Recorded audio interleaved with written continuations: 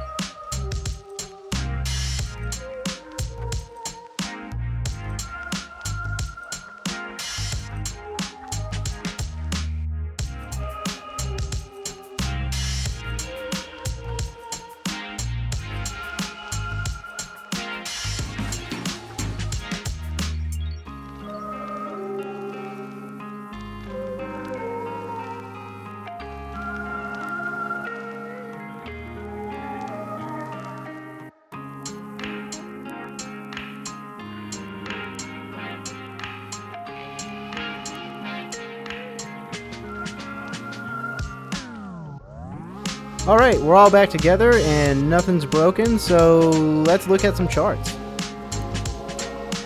I wasn't expecting a major difference, but for the 5 to 6 degree change, I did notice a pretty decent uplift in performance. About 100 MHz average increase on the core clock, and no change in memory speeds since we are already under the thermal limit, but at the very least I'd like to think that lowering the temps has helped extend the lifespan, even if only slightly.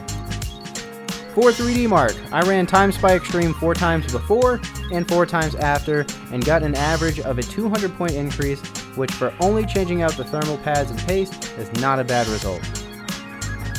Overall, I'm pretty happy with the results, and I've been looking for a reason to tinker with things and figured this would make for some good content. In the future, I may consider doing another custom water-cooled loop, so stay tuned for that, and I'll catch you in the next.